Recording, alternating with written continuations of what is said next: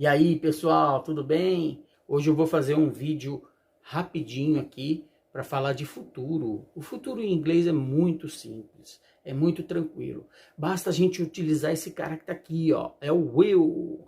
Não é o Will Smith, é o will. Esse will, ele é um verbo que é um auxiliar que transforma o verbo dizendo que ele é futuro, que a frase está no futuro. Você pode dizer que ele é um marcador de futuro. Como que ele trabalha? Uma frase, ela é composta normalmente de uma pessoa, né? Um sujeito, depois vem um verbo e vem depois um complemento desse verbo, algo que vai complementar mesmo esse verbo, né? Então, por exemplo, uma frase bem simples. Que sou eu viajarei amanhã, por exemplo. Eu viajarei amanhã. Essa é uma frase. Eu. Como que é viajar? O verbo viajar sem conjugação em inglês. Travel. Coloco ele aqui. I travel. Se eu deixar só assim, I travel, eu viajo. Eu não viajo, não. Fumar e viajar. Não, bebe, não. Tem nada de eu viajo, não. Vamos lá. Eu viajo. Tudo bem, pode ser. Mas eu quero falar de futuro. Eu viajarei. Como que eu vou falar eu viajarei? Tem que ter alguém aqui no meio para dizer que esse verbo aqui, travel, é futuro. Então, I will travel. Beleza? Eu viajarei. Esse will, então, ele vai nos dizer que esse verbo que está aqui é futuro, sem mudar o verbo. No português existe um monte de conjugação. Eu viajarei, ele viajará, ela viajará, nós viajaremos, eles viajarão, blá, blá, blá, blá. Existem várias conjugações. Em inglês não. Em inglês é mais simples, é mais fácil. Pessoa, o marcador de futuro e o verbo sem conjugação. O verbo sem conjugação nós chamamos de verbo no infinitivo, que é a forma sem conjugação, a forma primitiva dele, né? Sem conjugação. Tá? Então, I will travel, eu viajarei. Se eu mudar, nós viajaremos. We will travel. Sem problema. Não mudou, só mudou a pessoa aqui. Ok? Sem problema? Maravilha. E se eu quiser falar na negativa, como é que faz? Na negativa é o seguinte. Esse will, qual que é o marcador de negativo normalmente no inglês? No or not, não é mesmo? Então, junto com esse will, eu tenho que pôr o not, né? Então, will not. I will not travel. Eu não viajarei. We will not travel. Nós não viajaremos. Tranquilo, é só colocar o not na frente do will antes do verbo. Sem crise, sem problema, tá bom? Muito bem. E se eu quiser fazer pergunta? Lembra que no inglês tem um detalhezinho bem chato? Não, não é chato. É característica da língua. No inglês tem um detalhe que a parte interrogativa a gente muda a ordem de algumas palavras, né? Você se lembra que no caso do verbo to be, o que acontece? O verbo que marca o to be, o is, ou are, ou am, eles normalmente, na pergunta, ele vai para o início da frase. Normalmente ele vem depois do sujeito, vem depois da pessoa da frase, não é? Por exemplo, he is beautiful. He's beautiful. Ele é bonito, por exemplo, né? Não é o meu caso, mas tudo bem. Vamos imaginar uma pessoa. He's beautiful. Então, esse is, ele é o cara... É o verbo da oração, né? Beautiful é um adjetivo, he é a pessoa, ele. Ele é bonito, tá bom?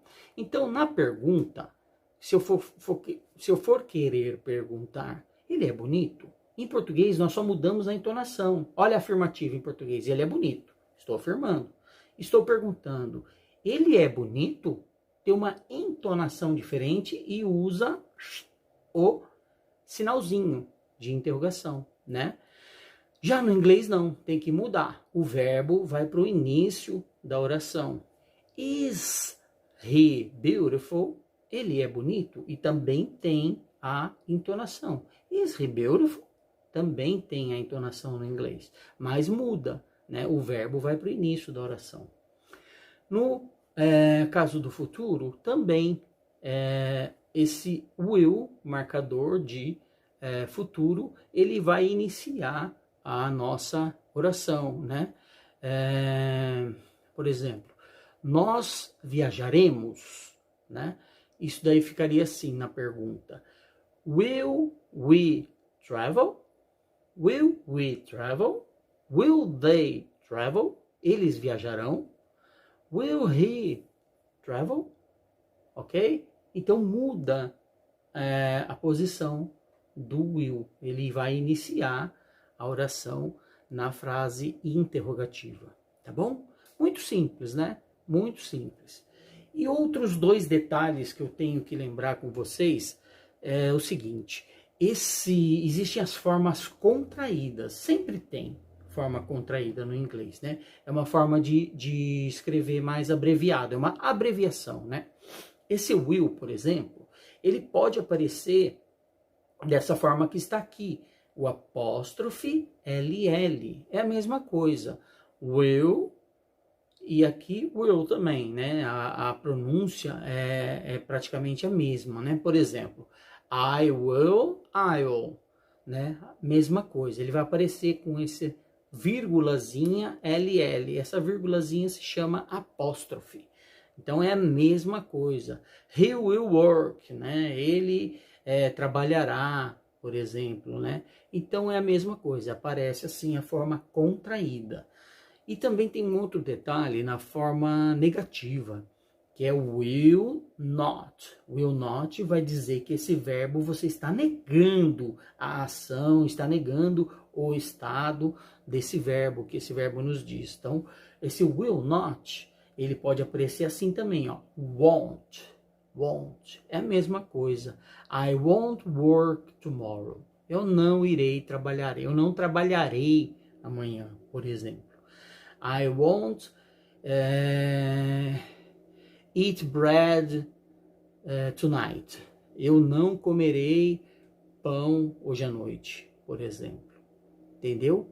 Então, tranquilo. O que nós temos que lembrar? Que o marcador de futuro é o will. Ele pode aparecer na forma contraída, que é com apóstrofe LL, que é a mesma coisa. Para fazer sentenças de forma negativa, né? Negando o que a gente está falando, a gente usa will not, que também pode aparecer na forma contraída como won't, né? Esse will ou won't, ele vai modificar o verbo. O verbo ele vem no infinitivo, ou seja, sem conjugação. O que mais que a gente tem que lembrar? Na forma de pergunta, na forma interrogativa, o marcador de futuro, o will, ele vai no início da frase, né? Que mais? Deixa eu ver. Acho que é só isso daí. Então, para formar o futuro, é muito simples. E eu até gostaria de pedir para vocês uma atividade, mas antes disso, eu vou lembrar aqui, vou trazer uma outra questão que é importante também. Existe esta forma de se escrever no futuro utilizando o will, mas existe uma outra forma que é também utilizando do gerúndio going to. Going to. Vocês já estudaram que o going to seria indo para, indo fazer alguma coisa, né? Então não tem... nós em português normalmente não falamos assim, eu estou indo tomar banho, né? Eu não estou tomando banho já, eu não tomei banho ainda, né? Então eu estou indo, é como se fosse um futuro mais próximo, né? É uma ação que ainda não aconteceu, mas ela vai acontecer o mais breve possível, né? Então, como que eu falaria isso? Eu utilizaria esse meu amigo que é o going to. É uma forma de futuro, mas é como se fosse um futuro mais próximo. E ele utiliza, ele caminha junto com o verbo to be. Por exemplo, eu estou indo tomar banho.